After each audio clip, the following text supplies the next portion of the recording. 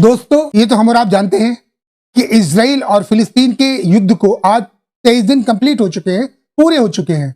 24वां दिन चल रहा है। 7 अक्टूबर सुबह 6 बजे से स्टार्ट हुआ था और 31 अक्टूबर को इसे पूरे 24 दिन हो जाएंगे सुबह 6 बजे। इस युद्ध में कितनी तबाही और कितनी बर्बादी का मंजर सामने आया है। तकरीबन 7,000 फिलिस्तीनी, बेगुनाह फिलिस्तीनी, औरतें, बूढ़े, बच्चे, जिनका इस जंग से कोई भी सरोकार, कोई भी लेना देना नहीं था, उसे इन इजराइलियों ने खत्म कर दिया। अपनी खुन्नस में, जो उसे हमास से खुन्नस थी, उसने उस खुन्नस को उतारने के लिए इन बेगुनाहों का खून किया, कत्ल किया। इसीलिए हम कह सकते हैं कि इजराइल एक खूनी देश है, कत्ली देश है। इसने सारे युद्ध के नियमों को ताक पर रखकर युद्ध किया है और सभी विश्व के सभी कंट्री ने इसको रोका, ऐसा करने के लिए रोका, लेकिन ये बाज नहीं आ रहा है, अभी भी बाज नहीं आ रहा है। और वो बाज आए भी क्यों? क्योंकि उसके साथ सुप्रीमो पावर अमेरिका है। अमेरिका उसे सपोर्ट कर रहा है, फाइनेंस कर रहा है, फाइनेंस के साथ साथ अपने हथियार भी सप्लाई कर रहा है, बेच रहा है। अमेरिका तो चाहता है दो देश लड़े और हमारे बिके हथियार और हमारी कमाई हो, बस इसलिए अमेरिका चाहता है कभी कि इजराइल और फिलिस्तीन का युद्ध खत्म हो। वो तो पूरे कोशिश में कि जितने दिन चलेगा हमारा फायदा होगा।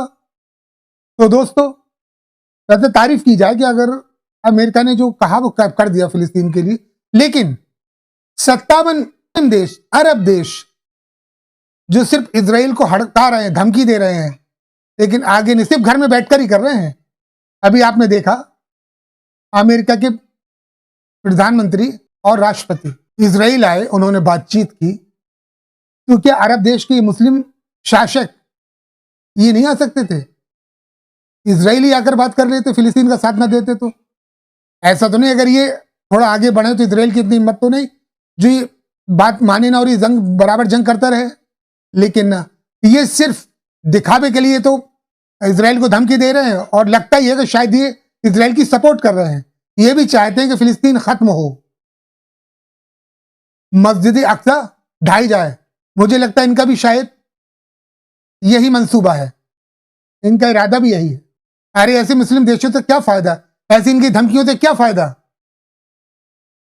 जो एक छोटे से देश को, जिसे कहना चाहिए इजराइल जो एक छोटा सा देश है, उसे नहीं रोक पा रहे हैं। अरे इनकी ताकत के आगे इजराइल की क्या औकात है? लेकिन ना, ये तो अपने घर में बैठे बैठे बतौलेबाजी कर रहे हैं, बातें बगा रहे हैं और वो उसे जो करना है वो करता जा रहा है।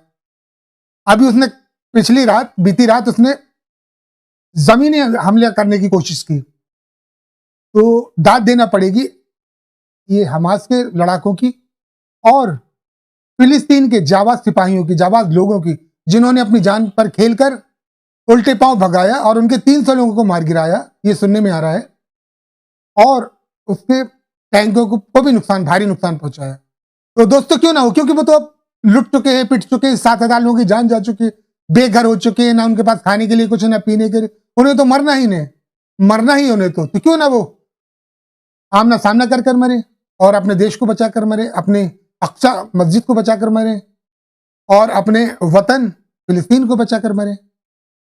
तो बड़ी शर्म की बात है इन मुस्लिम देशों के लिए, जो सिर्फ सहानुभूति तो दे रहे हैं, हमदर्दी तो बयान कर रहे हैं, लेकिन सिर्फ अपने घरों में बैठकर, अपनी संसदों में बैठकर कोई आगे बढ़ने का काम नहीं कर रहा है। तो दोस्तों, बस घर में बैठकर अपने बतौलेबाजी चल रही है, ये कर दूंगा, वो कर दूंगा, ईंट बजा दूंगा, नामो निशान मिटा दूंगा, नक्शे से मिटा दूंगा। अरे कब मिटाओगे? जब फिलिस्तीन ही मिट जाएगा, जब फिलिस्तीन में कोई रहने वाला नहीं बचेगा। बड़े शर्म की बात है। अरे ये वो देश, वो ताकतवर देश, अगर ये डांट मार दें, उधर बैठे बैठे ही डांट मार दें तो फिलिस्तीन के हक में, तो इजराइल पेशाब कर दे और मैदान छोड़कर भाग जाए। लेकिन नहीं, ये तो सिर्फ इंतजार कर रहे हैं, वक्त का इंतजार कर रहे हैं। वो उनकी धमकियों से डरेगा। उसके साथ तो अमेरिका है। अगर हमें दाद देना पड़ेगी और आप सबको दाद देना पड़ेगी, तो ईरान की दाद देना पड़ेगी। उसने शुरू से इजराइल को चेतावनी दी, फिलिस्तीन का साथ दिया, फिलिस्तीन को बचाने की कोशिश की और अब खुलकर फिलिस्तीन का सपोर्ट कर रहा है।